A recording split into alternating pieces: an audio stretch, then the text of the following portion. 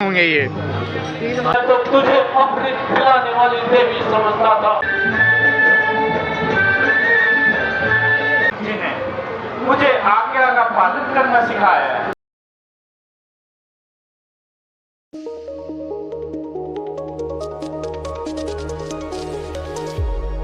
जय श्री राम दोस्तों, आपका स्वागत है मेरे फिर से एक नए ब्लॉग में, हमारे नए दिन में। आज हमारी रामलीला का है 4th डे।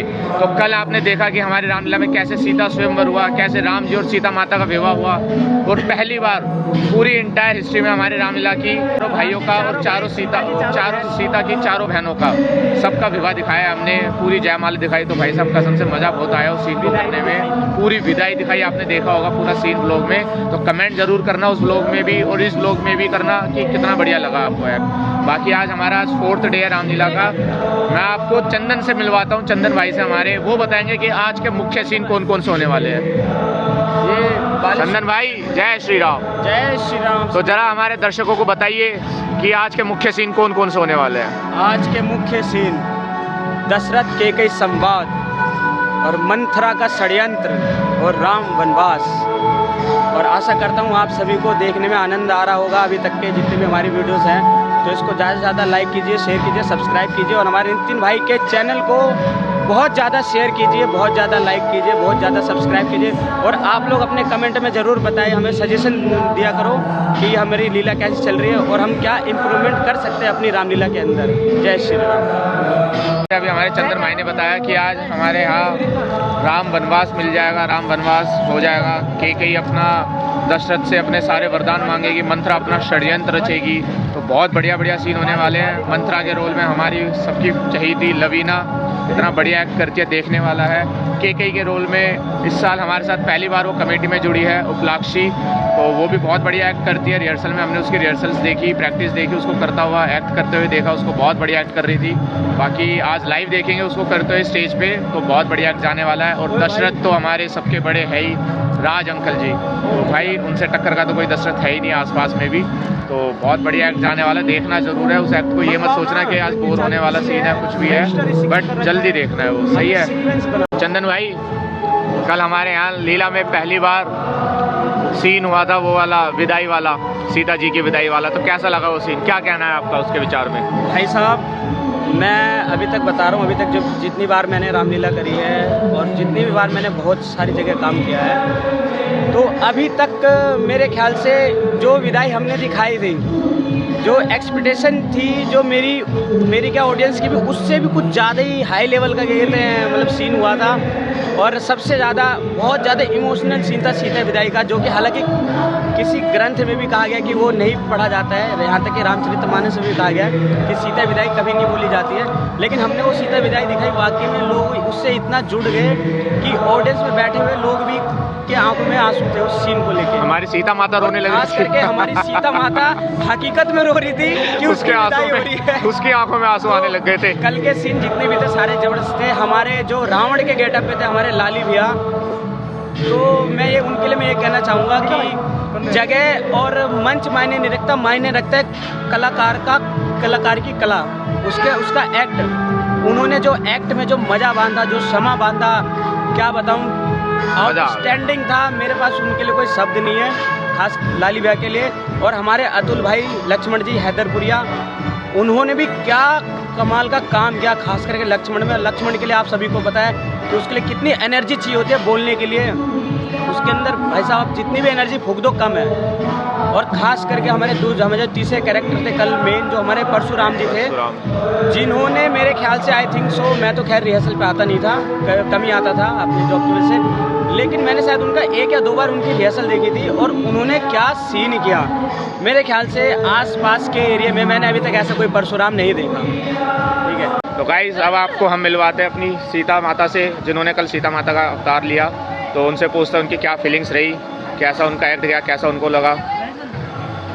जय श्री राम सभी को। ऊपर कहाँ देख रही हो आप, इसमें देखो कैमरे में। ऊपर नहीं है मेरा कैमरा, नीचे है। सो शिवानी बताओ कैसा लगा आपको कल एक्ट करके।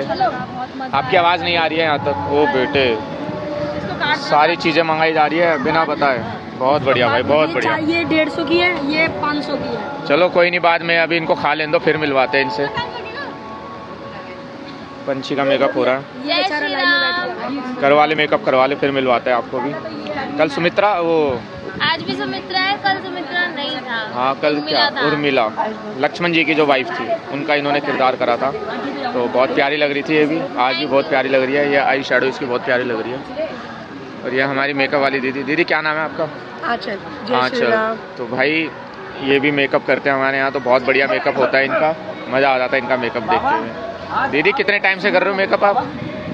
मैक्सिमम 6-7 साल। 6-7 साल से मेकअप कर रहे हो भाई। इसी लाइन में रामलीला में ही? नहीं रामलीला में 3-4। बट फिर भी यार एक्सपीरियंस है। तो भाई ये जितने भी हमको आप देखते हो मेकअप करवाते हुए, मेकअप में अवतार जो हम लेते हैं सारा इन सब के ऊपर है। और भैया से और मिलवाता हूँ। कोई नहीं, तो मैं भी आऊँगी ब्लॉग में। भैया हमारे दशरथ जी को तैयार करते हुए, उनकी मूछें लगाते हुए। ये देखो दशरथ जी की मूछें कितनी बढ़िया लग गई। मैं कई दिन से कृष्ण जी के पालनहार। नमस्ते भैया, कैसे हो? क्या नाम है भैया आपका? दीपू। दीपू भैया हमारे साथ है जो हमारे यहाँ मेकअप करते हैं। तो ये दीपू भैया और वो आंचल दीदी, ये दोनों मिलके हमें तैयार करते हैं। हमारे सारे एक्टर्स को, जितने भी हमारे कलाकार होते हैं सबको तैयार करते हैं। तो भैया कितने साल से आप कर रहे हो इसमें, इसी लाइन में? 12 साल हो गए। तो भाई देख लो 12 साल, कितने एक्सपीरियंस लोग हैं। तो भाई मज़ा आ जाता है। एक्टिंग मेकअप इतना बढ़िया करते हैं, मज़ा आ जाता है इनका मेकअप देख के। बाकी मैं अगर इनका नंबर जो होगा वो डिस्क्रिप्शन में डाल दूंगा। अगर आपको कभी भी ज़रूरत पड़े इनकी, कहीं भी मेकअप वगैरह करवाना हो तो ऑलवेज रेडी है, तो आप ज़रूर इनसे कॉन्टैक्ट करना। जय श्री राम।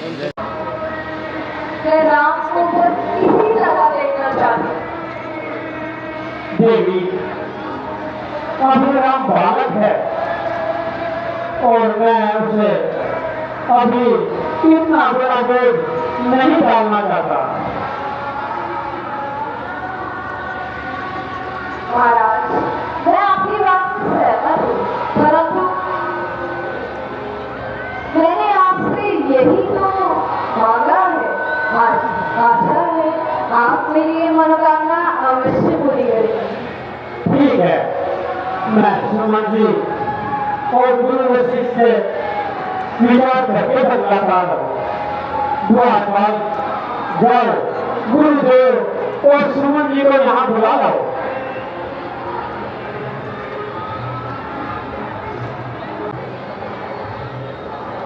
प्रणाम गुरुदेव। सौभाग्यवती हो। आइए गुरुदेव, नमस्कार। आयुष्मान भव दशरथ। आइए आइए सुमन जी, विराजिए।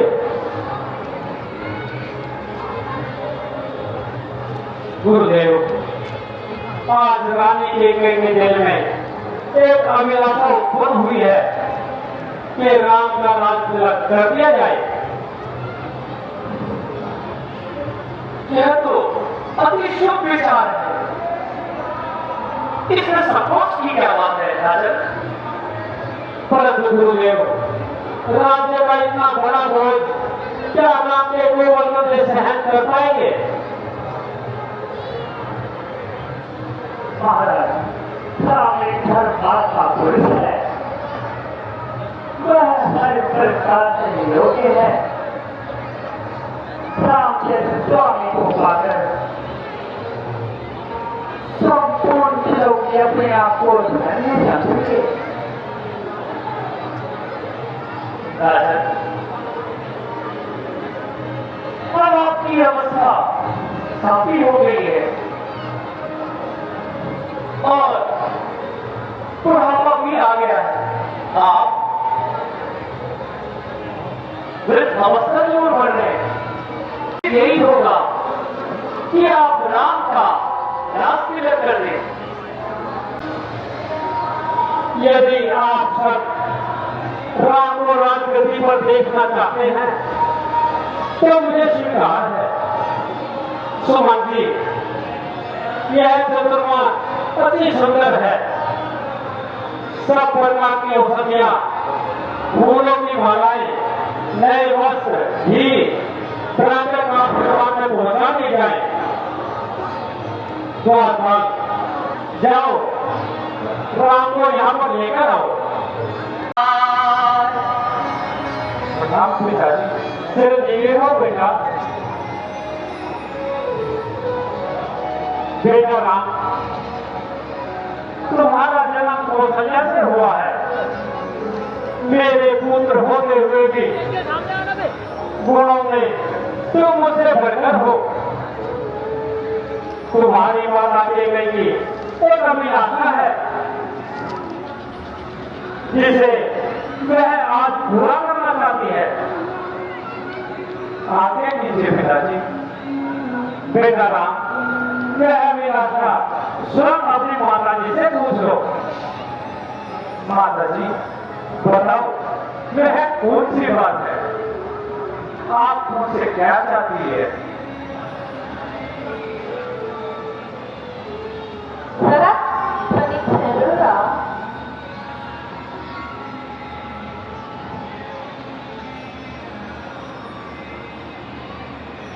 कितना सुंदर लगता है ये बेजवान मुखड़ा, ये देह, ये नयन। राम, कल तुम्हारा राज तिलक होने वाला है। इनसे मिलो, वैसे गैस करो कौन होंगे ये। आयुष्मान, आप बोलो कि मैं आपको दिखाऊं या बताऊं। मैं आपको दिखाऊं या बताऊं, फिर कुछ एक्शन करके दिखाने जिससे लोग समझ जाए कि आप कौन हो। आप समझिए कि मैं हूँ कौन। मैं कोई एक्शन करके दिखाऊं या बताऊं मैं अपना नाम। एक्शन करके आप दिखाओ कोई। अब मैं एक्शन करके दिखाता हूँ। ये ये है हमारे प्यारे भैया करण जी, जो हमारे यहाँ गुरु वशिष्ठ का किरदार निभा रहे हैं। तो भाई कसम से करण जी बहुत मजा आता है आपका। हम बोलते कुछ है बट इम्प्रोवाइज इतना बढ़िया कर देते हैं ये। अगर मान लो कोई बंदा डायलॉग ही भूल गया है तो अपनी तरफ से बहुत इम्प्रोवाइज करके सीन को संभाल लेते हैं भाई साहब। प्लस पॉइंट लगता है इनके में, ऐसा लगता है कि कितने सालों का एक्सपीरियंस है इनको रामलीला का, बट ये फर्स्ट टाइम ही कर रहे हैं भाई साहब। ये मेरा फर्स्ट टाइम है रामलीला का, और ये रोल तो बहुत फर्स्ट टाइम है, और सबसे बड़ी मैंने इसकी पढ़ी नहीं। उसके बावजूद भी बहुत बढ़िया जा रहा है सर, बहुत बढ़िया। साथ काम करने का नतीजा है ये, कितना अच्छा जा रहा है। तो थैंक यू सो मच बहुत बढ़िया के लिए, और मैं भी वेट करूंगा इस ब्लॉग का एंड में। बिल्कुल बिल्कुल आएगा, थोड़ा टाइम लगेगा बट आएगा जरूर, ब्लॉग आएगा। चलिए, मेरा गुरु वशिष्ठ के रूप में आशीर्वाद आप। धन्यवाद धन्यवाद।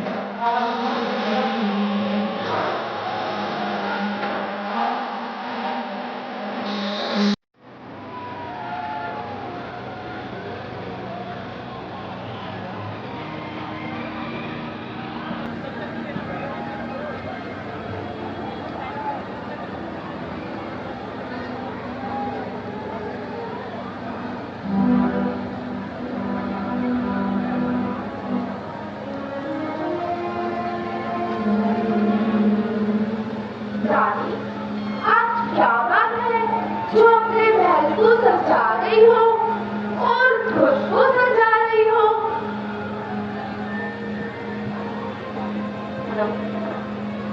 अरे ओ मंत्रा, आज मैं बहुत खुश हूँ। जानती हो कल क्या होने वाला है?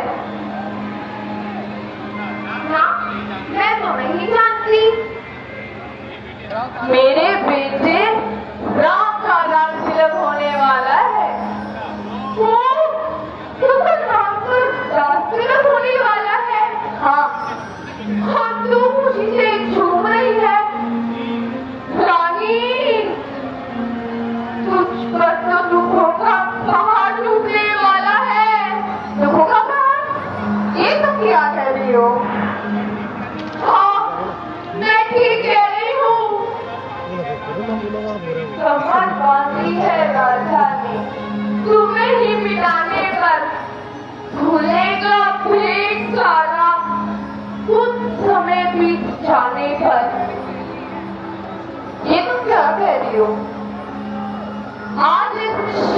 अवसर पर तुम रो रही हो, क्या बात है?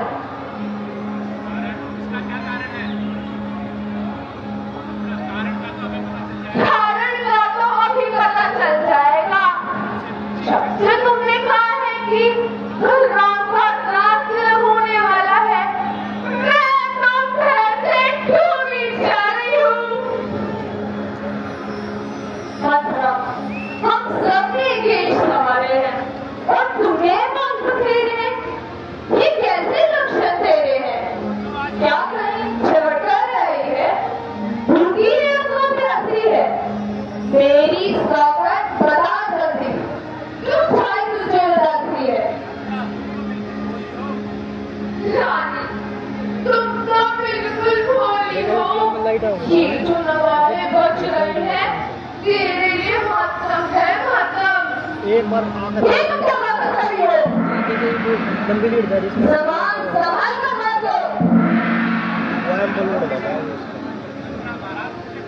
महाराज तुमसे प्यार करते हैं।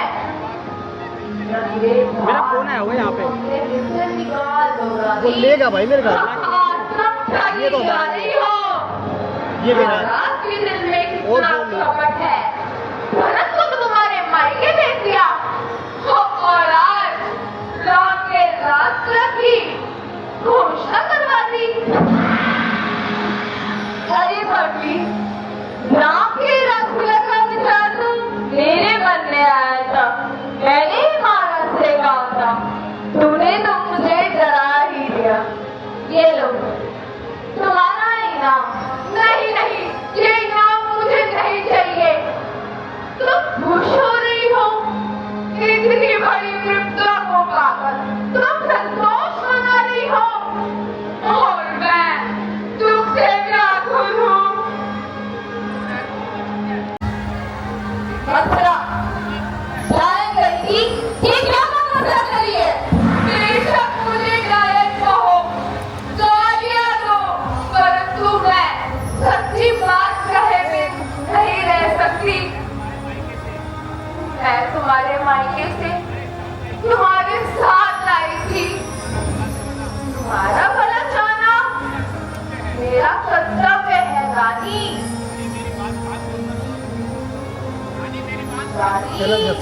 ये लाइव चल रहा है ना अभी। कान खोलकर सुन, सोच का पुत्र सदा शत्रु होता है, यही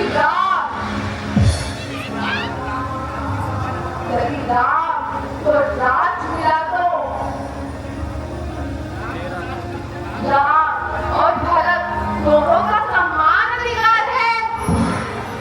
राम सदा भरत से है कि आशंका करेगा? रहे लक्ष्मण और शत्रुघ्न, वे तो अभी छोटे हैं रानी। राम तो मेरा बेटा है। राम और भरत में जानती हो कितना प्रेम है? हाँ जानती हूँ, और रानी अंतकाल में कच्चाई भी साथ छोड़ देती है।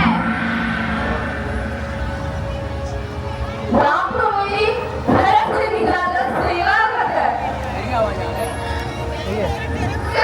दिन गए रानी, दिन गए।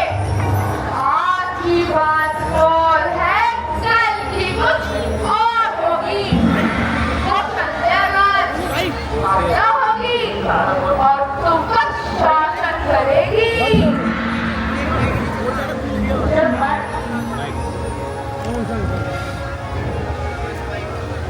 मंत्रा, वो मुझे दिखाना चाहती है। जमाना समय के साथ बदलता है रानी। हाँ, तुम मेरी बात पर ध्यान नहीं देती। तू याद रख, एक दिन पछताएगी। नहीं, मैंने सोच समझ कर ही निर्णय ले लिया। तुम तो झूठे जीवन पर भूली हो, मुझे क्या कोई राजा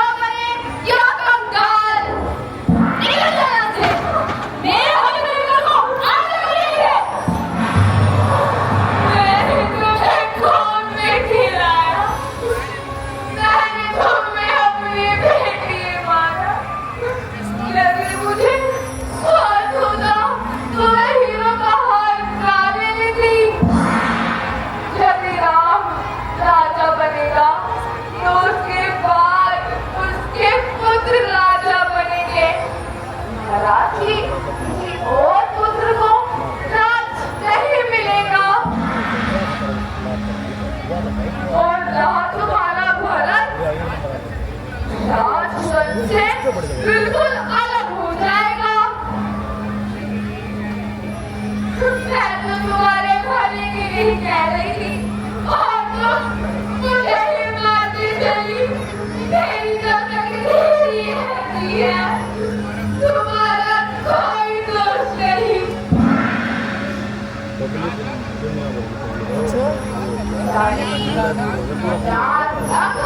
वो भी बाहर भी दुनिया पब्लिक रात को रात मिल गया तो बाहर निकालेंगे। लाइव भी सही चल रहा है। वो क्या करता है? ट्रेनों ढाका ही साजेगा।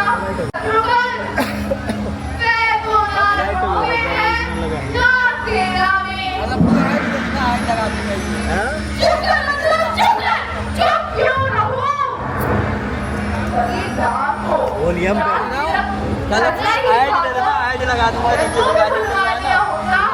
पहले बता दिया कि पहले दिन से लगवाए दिए तो हम तो घाटे में रह गए और क्या।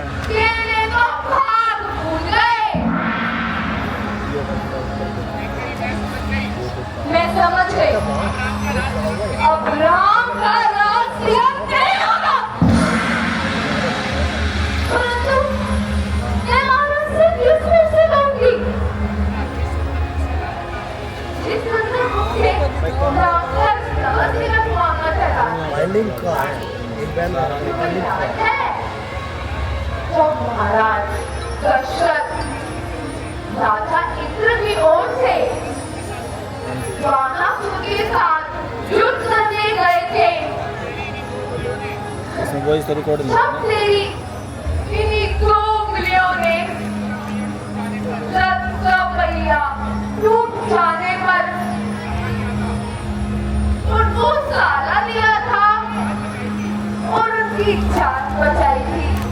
कुर्सी दो का और उन्होंने खुश होकर फिर बात तुम्हें दो वरदान देने का वादा किया था।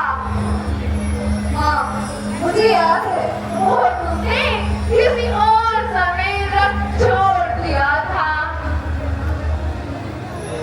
मुझे याद है, तुम ठीक कह रही हो मंत्रा। तो रानी, आज वह समय आ गया। रानी, एक में भरत का राज मांग लो और दूसरे में राम को 14 वर्षों का वनवास। परंतु राम को 14 वर्षों का वनवास देने से क्या लाभ?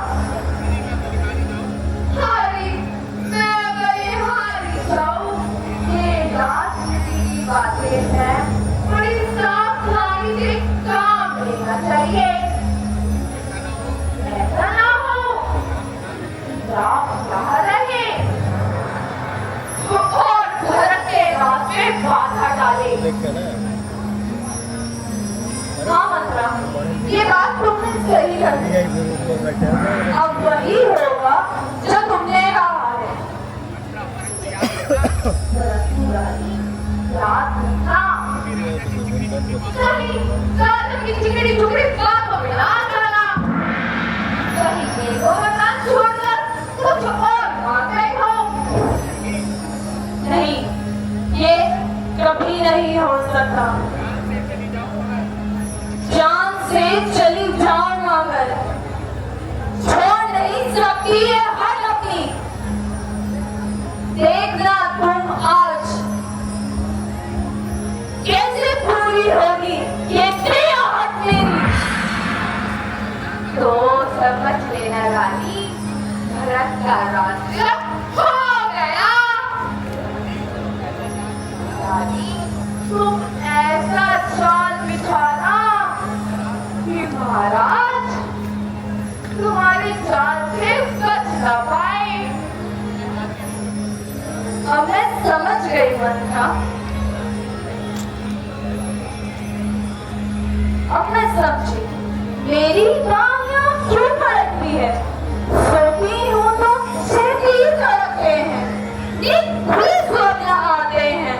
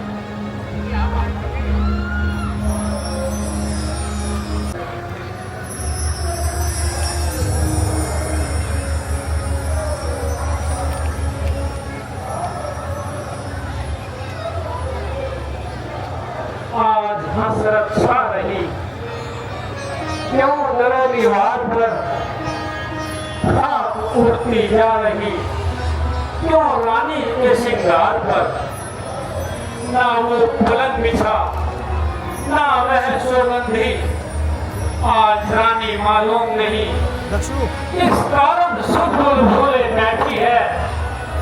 आनंद भवन का दीपक आज क्यों टिमटिमा रहा है, तुम्हारा कमल रूपी मुख आज किसने कुमला रहा है।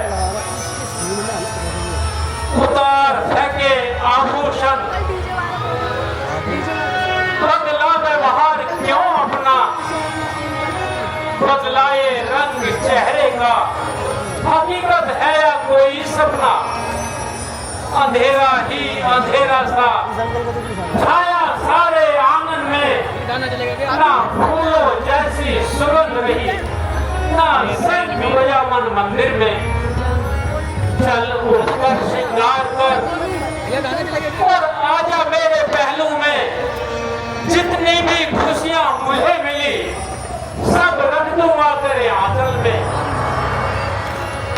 है कश्मीर की प्रेम लता, जब तुम एक बार मुस्कुराती हो तो मेरे मुरझाए हुए दिल की गली खिल जाती है। सुंदर रूप अनूप प्यारी कोमल हृदय कली समान तेरा, प्रेम प्यार से निहार इधर किस तरफ है ध्यान तेरा। रानी तुम्हारा क्रोध मुझ पर, ऐसा तो मुझे विश्वास नहीं होता। फिर किसने तुम्हारा अपमान किया है, तो फिर क्या कारण है, क्यों आज इसको भवन में लेती हो। मेरे मन में तुम्हारे लिए सदा कल्याण की भावना ही रही है। मेरे कौन दोषी है जिसने तुम्हारा दिल दुखाया, उसे कठोर दंड दिया जाएगा। मैं किसी भिखारी को धनवान और धनवान को भिखारी बना दूं। मैं कर लेने सभी सेवा तुम्हारी आज्ञा के अधीन है। मेरा पहले जैसा समा नहीं रहा महाराज, मैंने टूटते तारों को देख लिया। आसमान पर सब दृश्यों को देख लिया होता, क्या ऐ मेरे दिल की गली आज क्यों है तू मुरझाई हुई। सच बता कैसी उदासी है तुझको छाई हुई। मेरा दिल बहलाने को तू प्रेम की तस्वीर है, मेरे जीवन के लिए तू ही दवा खीर है। मैं जब हो और तुम चांद हो, देखना रानी कहीं ये प्रेम की सच्ची डोर टूट न जाए। आप कपटा चाल बिछाकर मुझे तबाह करना चाहते हो। अमृत के बीच में मुझे जहर मिलाना चाहते हो। धन्यवाद महाराज, रहने दीजिए। दोनों को तो ले ले, ओए, दोनों को तो ले ले, दोनों को लेता ही नहीं।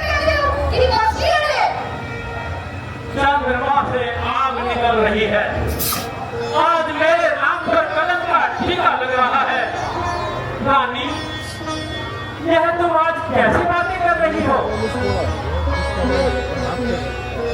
आपने मुझे गलत समझा है महाराज, परंतु ये भी ना जाना कि इस खिलौने के सीने में ही हिल है। हाँ रानी, उसी दिल को तो मैं अपने दिल से चाहता हूँ। बोलो आज यह उदासी का क्या कारण है।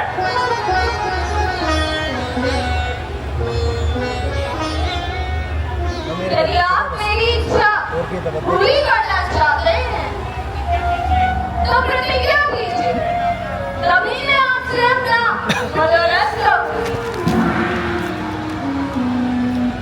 पहले आप राम की सौगंध खाइए। रानी यह आज तुम्हें क्या हो गया, क्या तुम्हें मुझ पर विश्वास नहीं रहा जो राम की सौगंध उठा रही हो। महाराज, जब तक आप राम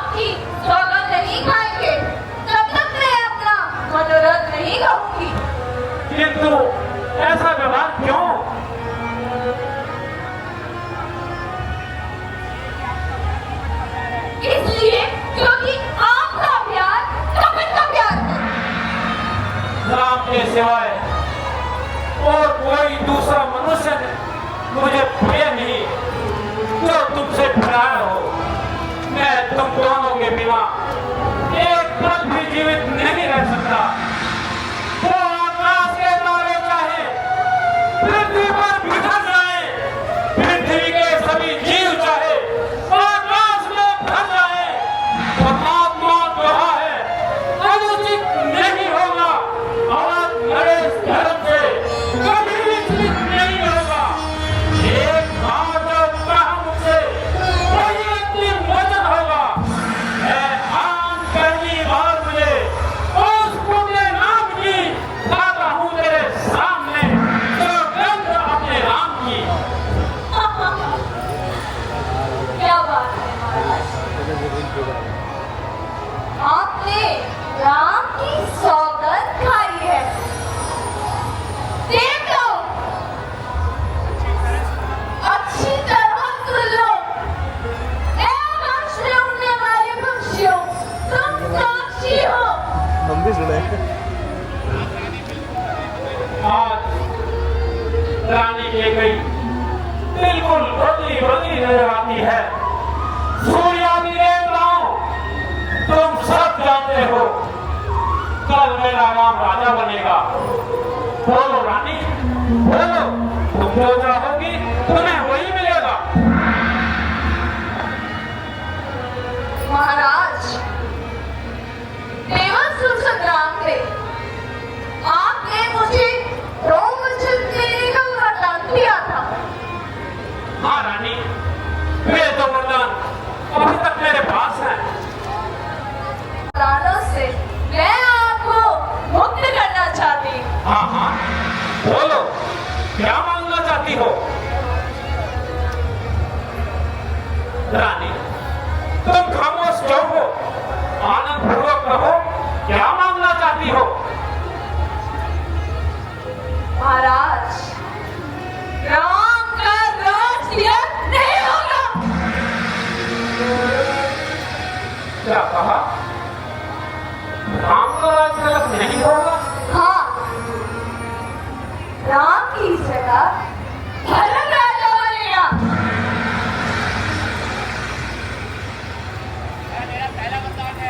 यह मेरा पहला वरदान है महाराज। और रानी दूसरा वरदान? राम को तपस्वी भेष में 14 वर्षों का वनवास। क्या कहा? राम को 14 वर्षों का वनवास? हाँ महाराज। नहीं रानी, नहीं, तुम मुझसे मजाक कर रही हो।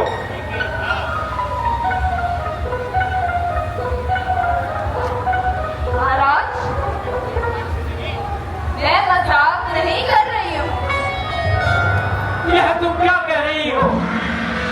तुमने स्वयं भी तो राम के राज तक की बात कही थी और उसे वनवास भेज रही हो। हाँ, मैंने ही राम के राजलीला की बात कही थी।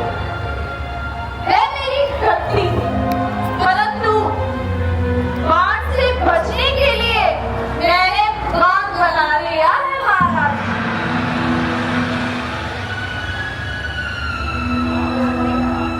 राम आज ही वनवास जाएगा, यह मेरी प्रतिज्ञा है।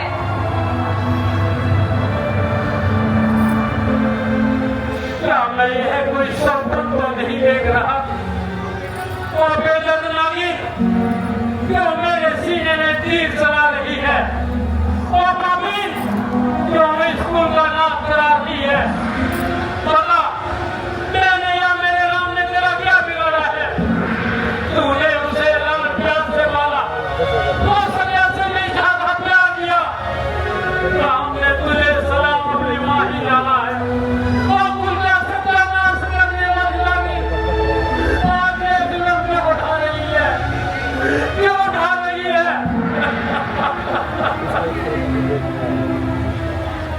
अभी तो मांगो मांगो कह रहे थे महाराज।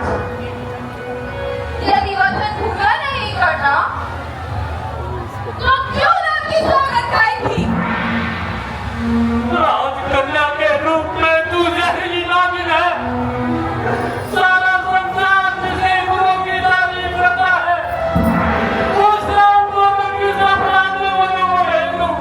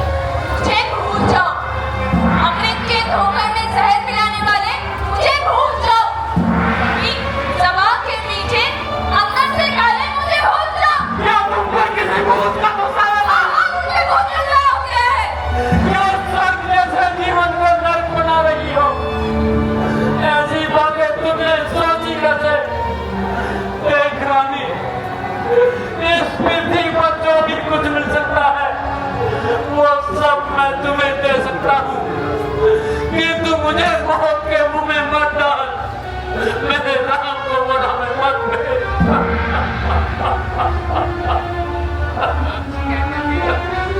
महाराज, आप तो कहते थे रघुकुल रीत सदा चली आए, प्राण जाए कर वचन ना जाए, कहाँ गई वो धर्मात्मा? तेरे पहले वरदान के बदले मैं भरत को राह देता हूँ, किंतु मेरे राम को वन में मत भेज। देख देख, मैं तेरे सामने हाथ जोड़ता हूँ, तेरे पाँव पड़ता हूँ। पता नहीं कर क्या रहा है वो। महाराज, ढंग से यदि मेरे दोनों वरदान पूरे ना हुए, मैं चित्रा जिले में चल जाऊंगी। तू तो कहा करती थी कि राम मुझे भरत के समान है, आज उसी राम को तू देश निकाला दे रही है। क्या यह बात तुम्हें अच्छी लगती है? देख रानी, इस पृथ्वी पर जो भी कुछ मिल सकता है वो सब मैं तुम्हें दे सकता हूँ, किंतु मेरे राम को वन में मत भेज। होश उड़ जाते हैं, राम सुन वनवास का ख्याल आ जाता है, कुल के सत्यानाश का।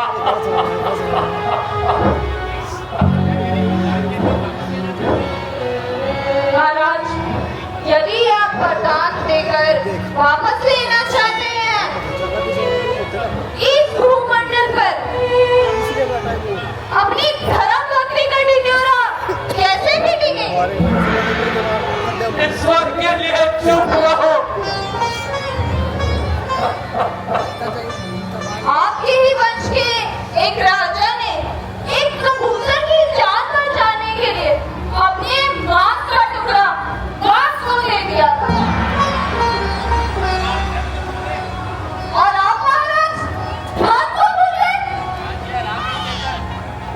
राज्य राम को देकर आपको चलने के धन और चुराना चाहते हैं। ये धन है या धन? आपसे दो वरदान मांगे हैं महाराज, यदि वह पूरे ना हो सके, यदि राम को राज्य मिला, भरत की कसम, मैं अपनी जान दे दूंगी। राम को वनवास भेजे बिना मुझे संतोष नहीं मिलेगा। आकाश में रहने वाले सितारों, मेरी तरफ देखो, यह बेदर्द नागिन मेरे सीने में तीर चलाकर मुझे घायल कर रही है। इस बात का क्या परिणाम होगा तू नहीं जानती। राम के जुदा होने पर मेरा क्या होगा तेरा सोच रानी। यह चोट किसने लगाई? कश्मीर की प्रेमलता ने यह घाव किसने लगाया? मेरी रानी के कई ने। एक तरफ भरत का ये हाल है, दूसरी तरफ राजा का ये हाल है। आज रघुवंश के सभी राजा, धर्मात्माएं, सत्यवादियां सब बात हो चुकी है।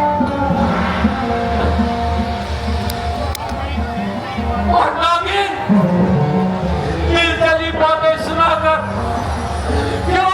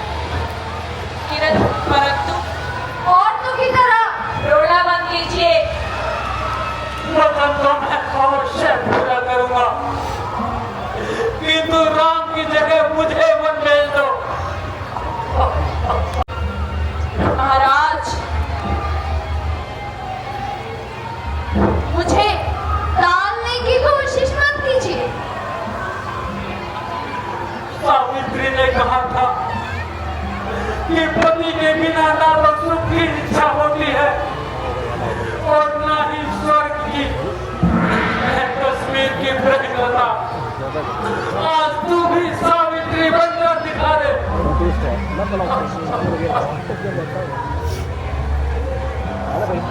महाराज, ये क्या कहीं और किसी और को जाके दीजिए। रानी, मैं तेरे सामने हाथ जोड़ कहता हूँ, मुझे जीवन दान की भीख ही दे दो। महाराज, क्या कभी चक्रवर्ती राज्य में भीख मांगा करते हैं? तो रानी, काम खत्म, मुझे जीवन दान ही दे दो। काम खत्म से बोलो ये महाराज, पूछ रहे हैं सारे जीवन दान की भीख तो आप यमराज से मांगे। मेरा रेट ठीक है। आप कौशल्या को ज्यादा चाहते हैं ना? मैं तो तुम दोनों को बराबर समझता हूँ। यदि उसे प्राण प्यारे समझता हूँ, तो तुम्हें उससे बढ़कर कितना भी समझता हूँ। कौशल्या में चालबाजी का कोई नामो निशान नहीं है। इसके साक्षी सूर्य भगवान है। महाराज, क्या आप चाहते हैं कि एक बेटा मुकुटधारी बनकर है और दूसरा बेटा बलंदर का भिखारी? कौन कहता है कि बलंदर का भिखारी है? वह तो मेरी आंखों का तारा है। राम को यदि प्राणों से प्यारा समझूं, तो भरत को मैं इन आंखों का तारा समझूं। रानी, अपनी बहन को छोड़ और भरत को कश्मीर से बुला और उसका राज्याभिषेक कर, किंतु मेरे राम को वनों में मत भेज।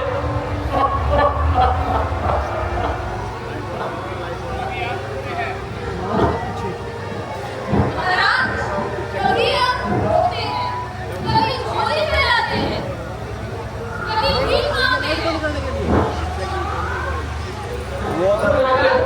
तेरी आंखों का पानी खत्म हो गया, परंतु रंगनी तुझ पर कोई असर नहीं हुआ। झोली फैलाई, किंतु लाई तुझे दया नहीं आई। जिस समय मेरा गाँव वनों को चला जाएगा, उसी समय मेरे प्राण निकल जाएंगे। तब तू विधवा होकर भारत के साथ राहत रहा। मैं तो तुझे बहुत सीधी सादी समझता था, किंतु तू दुष्ट निकली। अब तक तो मीठी मीठी बातें करके मेरा दिल बहलाया करती थी। क्या वह सब झूठ था, क्या खंड था? यह सब मेरे पिछले कर्मों का फल है। ओ काबिल, मैंने तुझे प्यार से गले लगाया और आज तू मेरे लिए फांसी का फंदा बन गई। मैं तो तुझे फूलों की माला समझता था, किंतु तू नागिन निकली। तू राम माता होने के योग्य नहीं। तू तो मुझे खा जाने वाली काली घटा है, मेरी आशाओं को जला देने वाली। तू कड़कती बिजली है, तू मन की शांति लाने वाली आंधी है। मैं तो तुझे अमृत पिलाने वाली देवी समझता था, किंतु तू तो खून पीने वाली जू निकली।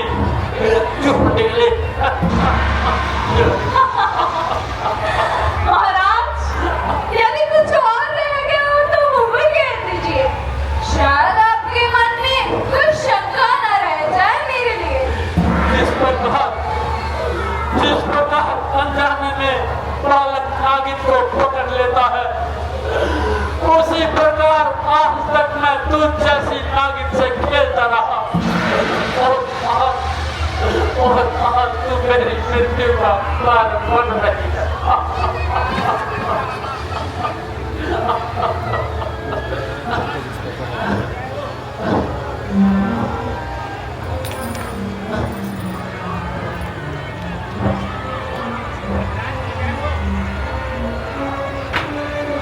सुमन जी, महाराज की जय हो। महाराज, राम के रास्ते रखी सामग्री दरबार में आ चुकी है। नगरवासी सभी लोग आ चुके हैं एवं वरिष्ठ जी भी विराजमान है एवं आप को गुरुदेव पता नहीं क्या कर रहा है। समझे ऐसी बातें सुनाकर क्यों मेरे जख्मों पर छिड़क रहे हो? क्यों मेरे मन को आघात पहुंचाते हो? सुमन जी, आप जाइए और राम को यहाँ भेज रानी जी, मैं महाराज के आज्ञा के बिना कैसे जा सकता हूँ? समझ जी, मैं राम को देखना चाहता हूँ। तुम उसे चिकित्सा से लेकर आओ। जो आज्ञा महाराज। Hello hello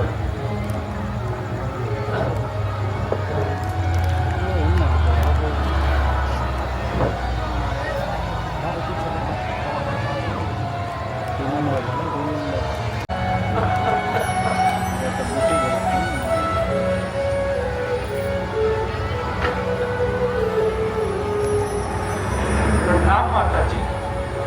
Ram, Ayushman.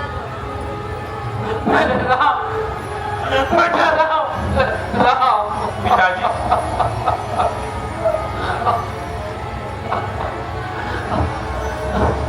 हाँ, क्या कभी अनजाने में मुझसे कोई अपराध तो नहीं हुआ जिसके कारण पिताजी मुझसे बोलते नहीं? इनका चेहरा क्यों उतरा हुआ है? क्या इन्हें कोई शारीरिक या मानसिक पीड़ा तो नहीं सता रही? माँ, भैया भरत तो कुशल पूर्वक है ना? माँ, मुझे बताओ, पिताजी के मन में इतना संतोष क्यों है? नहीं बेटा, महाराज तुम पर नाराज नहीं है और ना ही इन्हें कोई कष्ट है। इनके मन में कोई बात है जिसे वह तुम्हारे सामने नहीं कह पा रही। माँ, वह कौन सी बात है? आप भी मुझे बता दो। बेटा, महाराज की जिज्ञा नहीं खुली, लेकिन उन्होंने प्रतिज्ञा की है। तुम उसका पालन अवश्य करना।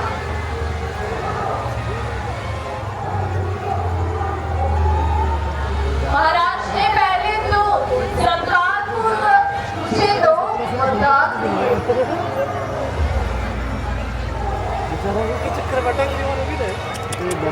और अब ये दुर्गत मनुष्य की भांति पश्चाताप कर रहे हैं। यदि तुम मेरी बात का पालन करो तो मैं तुम्हें बताऊं। ओ माँ, धिक्कार है मुझ पर। आपको मुझ पर विश्वास होना चाहिए। मैं महाराज के कहने पर आग में कूद सकता हूँ, जहर पी सकता हूँ, सागर में कूद सकता हूँ। माँ, मैं प्रतिज्ञा करता हूँ, मैं पिताजी की आज्ञा का पालन अवश्य करूँगा। राम, बहुत पहले की बात है। देवासुर संग्राम में मैंने महाराज की जान बचाई थी। तब उन्होंने खुश होकर मुझे 2 वरदान दिए थे। एक वरदान में मैंने भरत का राज तिलक मांगा और दूसरे में तुम्हारे लिए वनवास। यदि तुम चाहते हो कि तुम्हारे पिता धर्मी और सत्य पुरुष बने रहे तो तुम अभी ये शाही वस्त्र उतारकर योगियों की तरह वनों को चले जाओ। महाराज इसलिए दुखी है कि वो तुम्हें इन वस्त्रों में नहीं रह सकती। माँ, तुमने पहाड़ जैसा बोझ मेरे सर से उतार दिया। मैंने तो पहले ही कहा था, वनों में ऋषियों की तरह जीवन बिताना किसी किसी को नसीब होता है। माँ, मैं आज भी वनों को जाऊंगा। राम, मुझे तुमसे यही उम्मीद। माँ, क्या तुमने यही वरदान पिताजी से मांगे थे? यदि आप मुझसे कहती तो मैं भैया भरत के लिए राजपाट तो क्या अपने प्राणों को भी त्याग सकता था। माँ, आज ही कश्मीर दूध भेजिए और भरत को बुलवा लीजिए। राम, तुम ठीक कहते हो। अब तुम वनों को जाने की तैयारी करो। और नागिन, अब तो रहम कर। और दशरथ, पिताजी, माँ के वचन को ना मानकर मैं इस संसार में नहीं रहना चाहता। मुझ पर विश्वास रखिए, जिन्हें मुझे आज्ञा का पालन करना सिखाया है। माँ, यदि पिताजी ने नहीं कहा, फिर भी मैं आपकी आज्ञा से 14 वर्षों तक वनों में निवास करूंगा। अच्छा माता जी, अब मैं जाता हूँ। पिताजी, आपको अपना पुत्र प्रणाम करता है।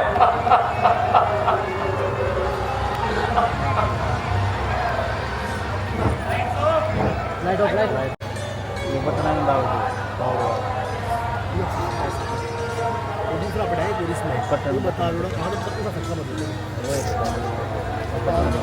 माता जी प्रणाम। जीते रहो पुत्र। माँ, एक बात कहूँ आपसे? हाँ हाँ, जरूर कहो बेटा।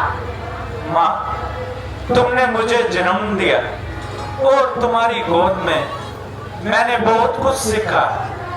बड़ों की आज्ञा का पालन करना, ऋषि मुनियों की सेवा करना, हर किसी को खुश रखना। हाँ बेटा, महाराज इन्हीं गुणों को देखकर तुम्हें युवराज बना रही है। बेटा चलो, राज सिंहासन पर बैठो। माँ, तुम्हें मालूम नहीं, अब मेरा सिंहासन पर बैठने का कोई हक नहीं। अब तो मेरा सीखों की चटाई पर बैठने का समय आ गया है। बेटा, मैं तुम्हारा मतलब समझी नहीं। माँ, महाराज युवराज का वक्त भैया भरत को दे रहे हैं और मुझे वनों में रहने की आज्ञा मिली है। माँ, मैं 14 वर्षों तक अब वनों में रहूंगा।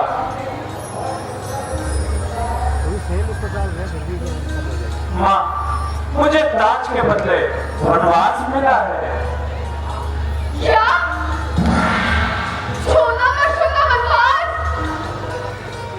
मैं महाराज से पूछती हूँ कि मेरे बेटे ने ऐसा कौन सा अपराध किया है?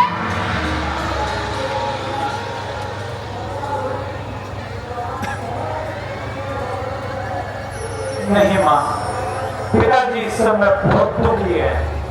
माता केकई ने उनसे 2 वरदान मांगे हैं। एक में भैया भरत के लिए राज तिलक, दूसरे में मुझे 14 वर्षों का वनवास।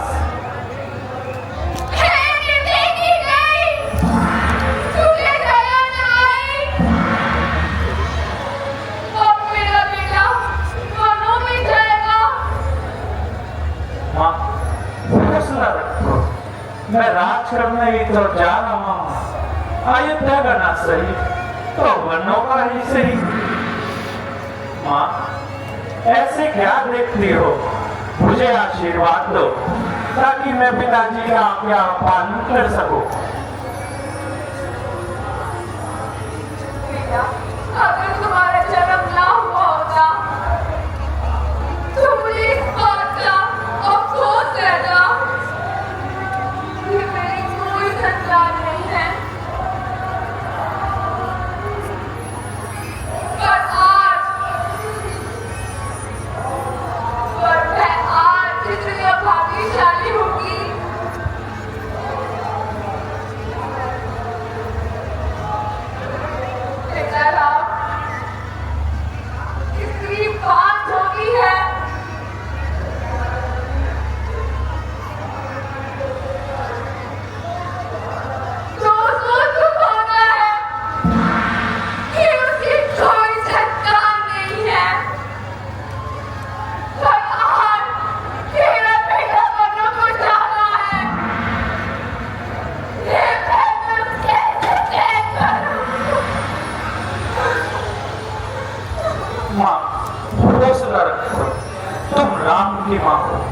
मेरी माँ, देखो तुम्हारा बेटा कितना खुश है।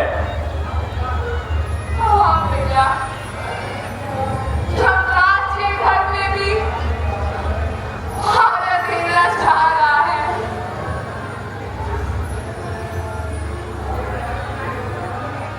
बेटा, जैसे गाय दुर्बल होते हुए भी अपने बछड़े के पीछे पीछे जाती है, वैसे मैं भी तुम्हारे पीछे पीछे जाऊंगी।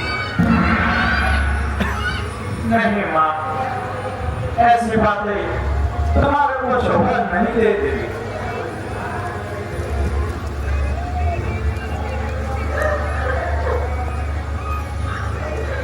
आओ माँ, यहाँ बैठो। सुदेवो मदित मन माता,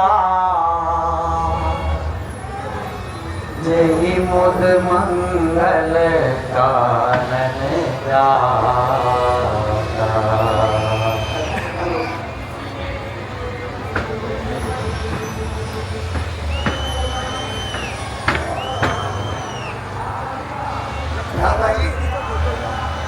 क्या यह सत्य है कि पिताजी ने आपको वनों में जाने की आज्ञा दी है?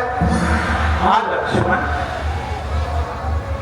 दादाजी, ऐसा कदापि नहीं हो सकता कि राज के अधिकारी राजलक्ष्मी को छोड़कर वनों में जाए।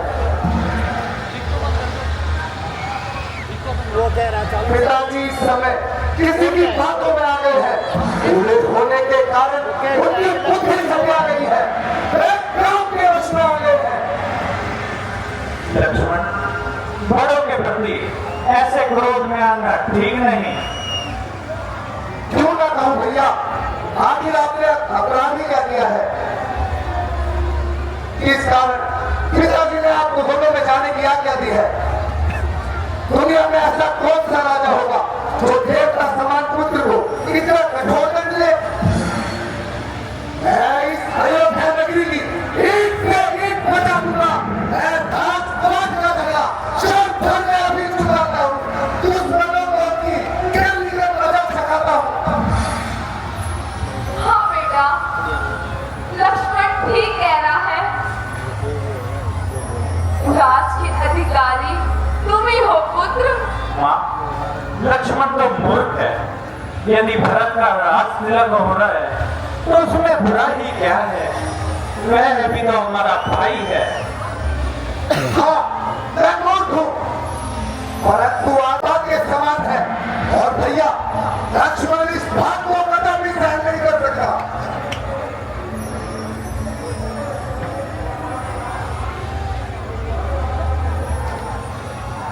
कर्तव्य के सामने राजपाट तुच्छ है। लक्ष्मण, कर्तव्य के सामने राजपाट सब तुच्छ है। बेशक यह तुच्छ हो, परंतु अयोध्यावासियों पर यह बंधुता के समान है भैया। आज रघुकुल की मर्यादा पर छुरियां चलाई जा रही है। लक्ष्मण, देखो भैया लक्ष्मण, आज तक तुमने मेरी किसी आज्ञा का उल्लंघन नहीं किया, परंतु आज तुम्हें क्या हो गया है? मैं पागल हो गया हूं, मूर्ख हो गया हूं। देखो भैया लक्ष्मण, माता कैकेयी ने आज तक मुझ में और भैया भरत में कोई अंतर नहीं जाना, फिर भी मुझे वनों में जाने की आज्ञा मिली। इसमें मैं देव की इच्छा के सिवा कोई और दूसरा कारण नहीं समझता। भैया, मैं इसे देव की इच्छा नहीं मानता। इसमें जरूर उत्सव की कोई चाल है। माता जी, आर्य पुत्र क्या कह रहे हैं? मैं इसे देव की इच्छा बिल्कुल नहीं मानता। यह दोनों की चाल है। वह अपना स्वार्थ पूरा करने के लिए आपको वनों में भेज रहे हैं।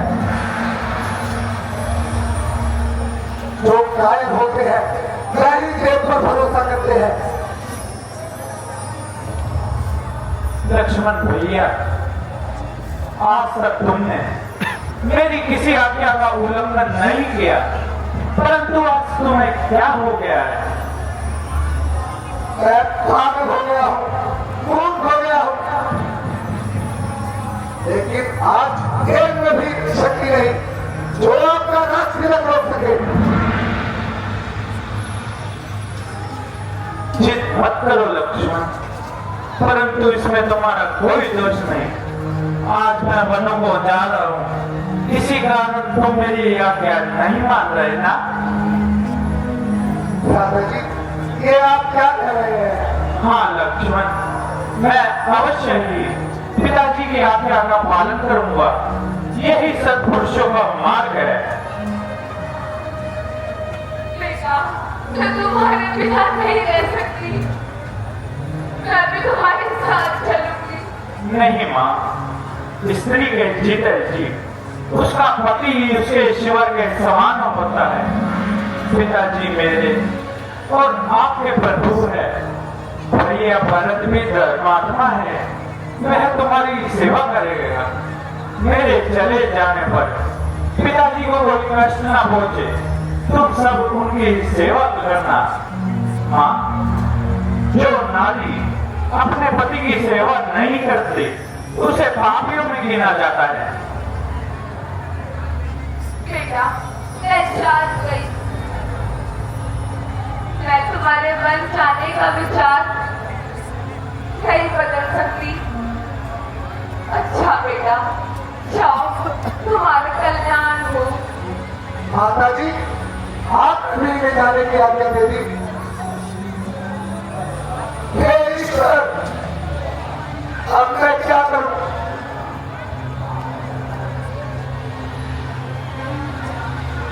माता जी, क्या यह आपका अंतिम फैसला है? हाँ लक्ष्मण। तो भ्राता जी, मुझे भी आपके चरणों की सौगंध है, लक्ष्मण भी आपके साथ जाएगा। इस नन्हे खिलौने को कैसे मैं मुरझा दूं? नहीं लक्ष्मण, तुम यही रहो, मेरी बात को मान जाओ। नहीं भैया, लक्ष्मण और अयोध्या में नहीं रह सकता। जहां आप रहेंगे मेरे लिए वही अयोध्या है।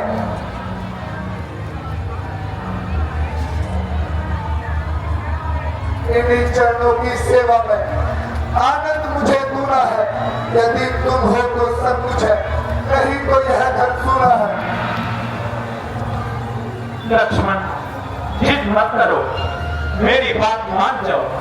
तुम यही रहो और भैया भरत की सहायता करना और माता पिता की सेवा करना। जहां आप रहेंगे मेरे लिए वही अयोध्या है भैया। मुझे अपने चरणों से दूर न कीजिए भैया। भैया, मैं आपकी हर आज्ञा मान सकता हूं, परंतु मैं आपकी ये आज्ञा बिल्कुल नहीं मान सकता। लक्ष्मण, यदि तुम्हारी यही इच्छा है तो तुम भी साथ चलो। जाओ, तैयार हो जाओ।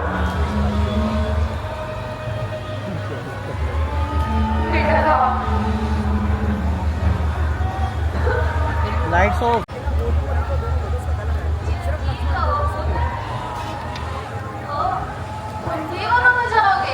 हाँ माँ, भैया आपके साथ मैं भी वनों को जाऊंगा। बेटा, आज तूने माँ के दूध की लाज रखी। बेटा, राम का साथ कभी न छोड़ना। माँ, तुम देवी हो, तुम विदुषी हो, तुम सच्ची छत्राणी हो माँ। तुम सी कोई और नहीं, तुम तो देवी भवानी हो माँ।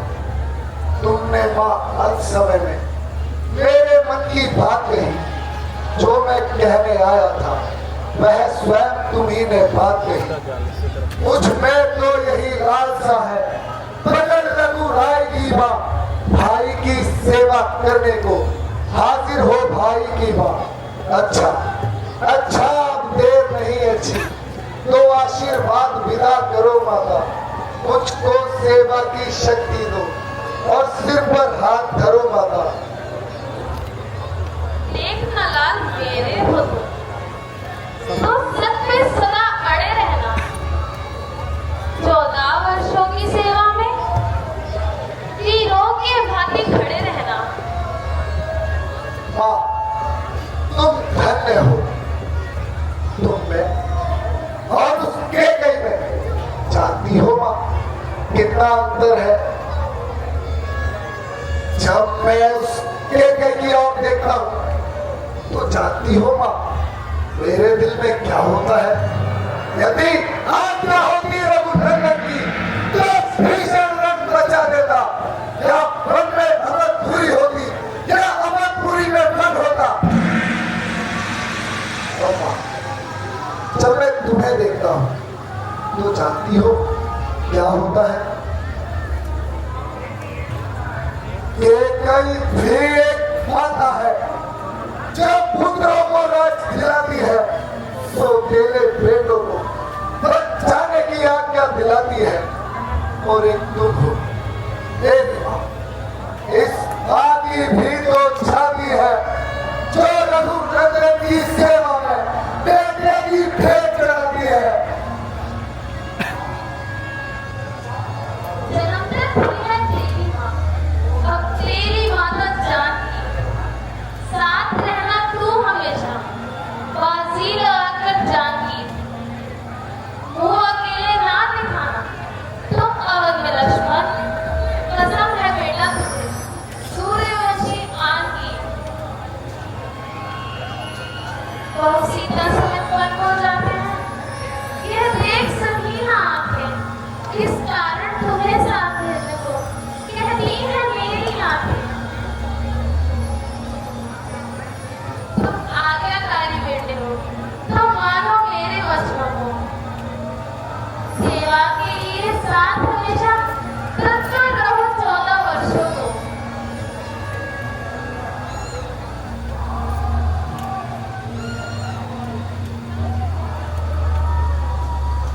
जाओ जाओ।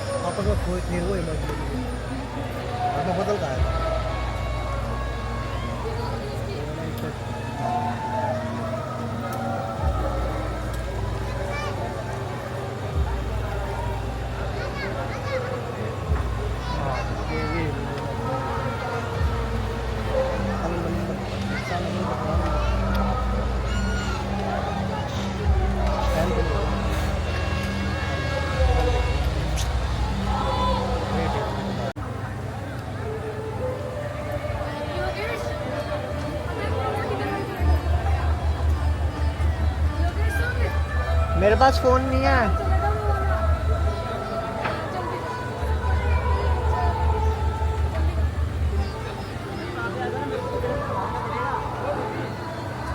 स्वामी, आप क्या सोच रहे हैं?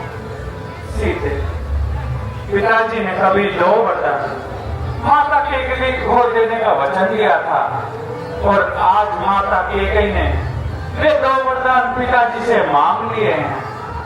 एक में भैया भरत के लिए राज तिलक और दूसरे में मुझे 14 वर्षों का वनवास। स्वामी, क्या कहा आपने? 14 वर्षों का वनवास? हाँ सीते, मैंने तुम्हें एक बार कहा था वनों में ऋषि मुनियों की सेवा करने का अवसर मिलता तो कितना आनंद होता। आज हमारे भाग्य ने वह अवसर हमें प्रदान किया है। तुम यहाँ रहकर माता पिता की सेवा करना। भैया भरत और शत्रुघ्न मुझे प्राणों से प्यारे हैं, उन्हें पुत्र जैसा प्यार देना। और हाँ, भैया भरत की इच्छा के विरुद्ध कोई कार्य ना करना।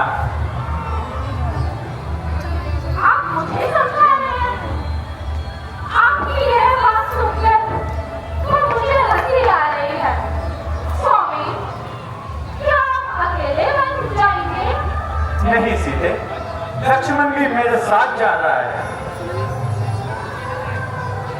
यदि पति के दुख में पत्नी उसका साथ ना दे तो वह पाप की भागी होती है स्वामी। मैं भी आपके साथ बन जाऊंगी। नहीं सीते, जहाँ पग पग पर कांटे हो, कभी सर्दी, कभी गर्मी, कभी भूख, कभी प्यास, वहाँ तुम नहीं रह सकती। स्वामी, मैं आपको कोई कष्ट नहीं दूंगी। मैं आपकी भोजन की झुंझन से ही अपना पेट भर लूंगी। मेरी भी इच्छा थी कि मैं भी साधु संतों की सेवा करूं। स्वामी, आपके मार्गदर्शन से ही मेरी भूख प्यास मिट जाएगी। मुझे भी अपने साथ बन ले चलिए ना स्वामी। नहीं सीते, तुम कल्पना भी नहीं कर सकती कि वहाँ कितने कष्ट होते हैं। सीते, वहाँ शेरों की दहाड़ने की आवाज बहुत भयानक होती है। रात को घास फूस पर सोना पड़ता है, इसलिए तुम्हें वहाँ नहीं जाना चाहिए। स्वामी, आपके चरणों में रहकर तो कांटे भी फूल बन जाएंगे। और यदि आपसे मेरा वियोग हुआ तो मेरी मृत्यु अवश्य ही हो जाएगी।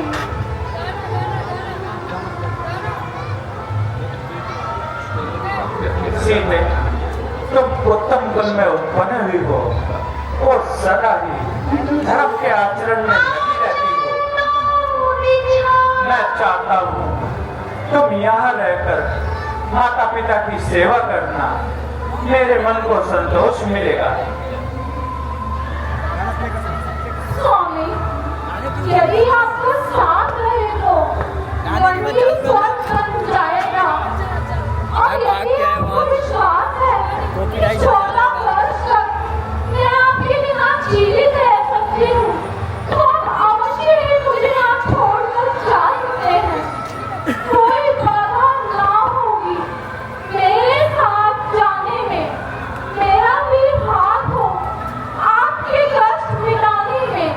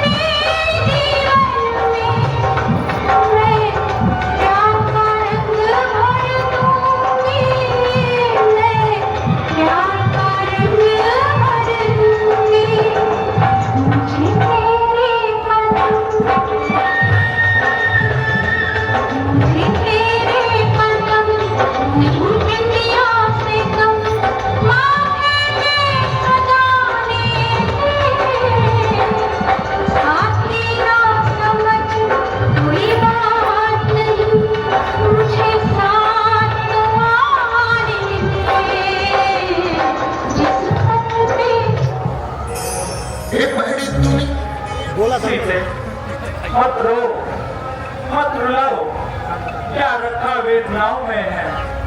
सुख दुख सब एक समान है, बल जिनकी आत्माओं में है।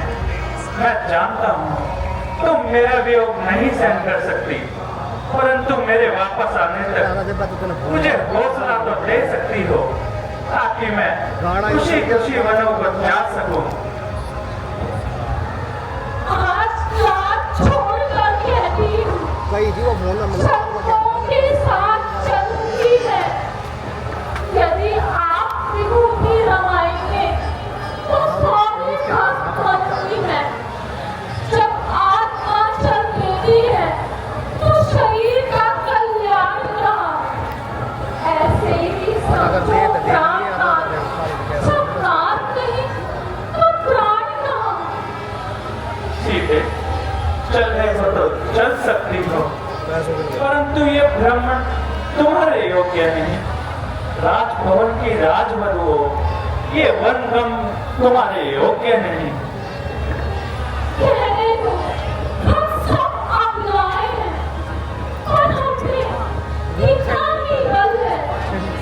हमें कोमल से कोमल, हमें कठोर से कठोर है। सीते, यहाँ आओ। मैं तो आज्ञा के बंधन में बंधा हुआ हूँ। माता के कहीं ने ये नहीं कहा कि सीधा साथ जाएगी। यदि माता ने कह दिया कि सीधा साथ गई, तो फिर वनवास कैसा।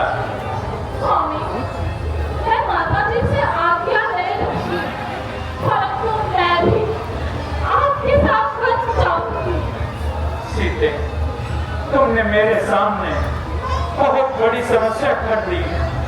अच्छा, यदि तुम चलना चाहती हो तो जाओ, तुम भी तैयार हो जाओ।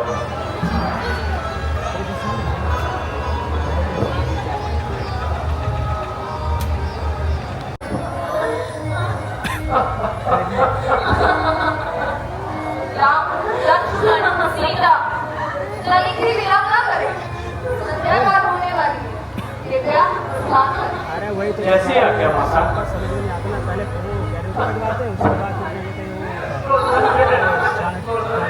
पहले करी मैं कहूँगा, फिर कह रहे हैं 2-4 के बाद हो गया, बस ये खत्म हो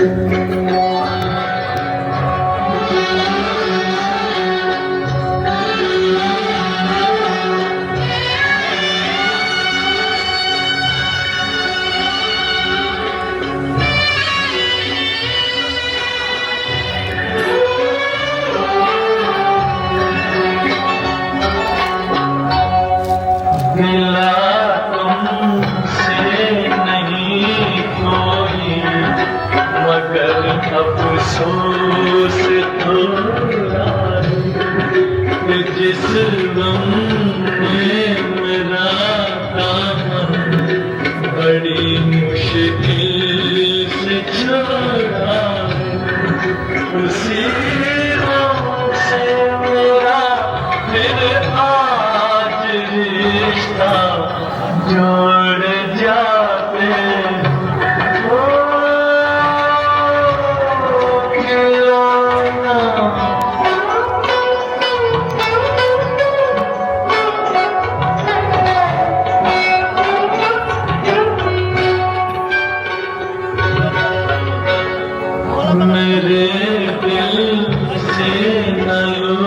बदला ज़माने भर की बातों का ठहर जाओ सुनो मेहमान मैं चंद रातों का चले जाना अभी से किस लिए मुँह मोड़ जाते हो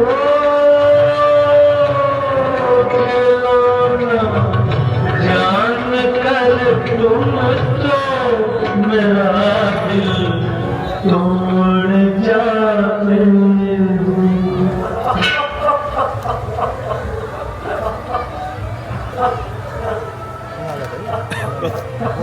बंद कर दिया या थोड़ा दिख करो ना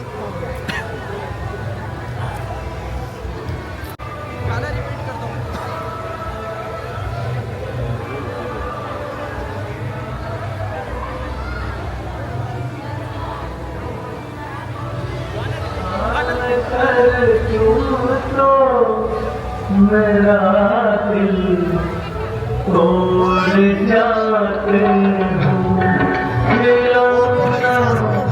जान कर तुम तो मेरा दिल तोड़ जाते हो मुझे इस हाल में किसके सहारे छोड़ जाते हो जान कर तुम तो मेरा दिल तोड़ जाते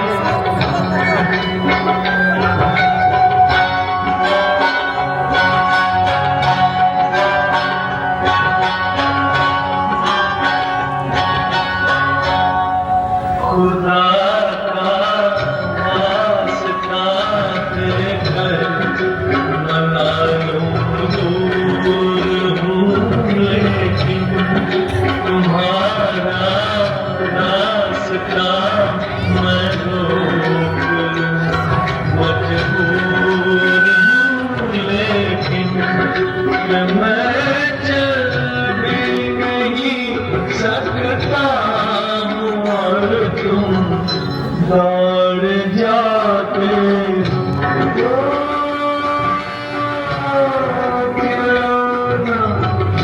जान कर तुम तो मेरा दिल तोड़ जाते हो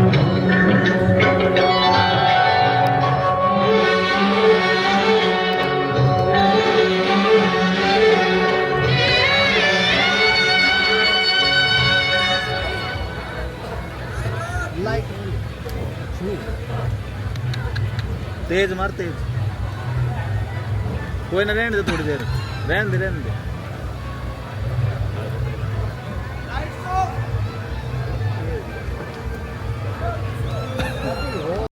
आज की लीला हमारी समापन हो चुकी है। आपने देखा किस तरीके से भैया राम, भैया लक्ष्मण और माता सीता को वनवास मिला, किस तरीके से कैकेयी ने अपना षड्यंत्र रचाकर इन तीनों को वनवास भेज दिया। तो अभी हम आपको अपने रणधीर अंकल जी से मिलवाते हैं, ये बताएंगे कि कैसा रहा आज का सीन, कैसी रही हमारी लीला। नमस्कार अंकल जी।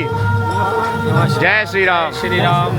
ये हमारे दशरथ जी हैं। का सीन बहुत ही भावुक करने वाला था।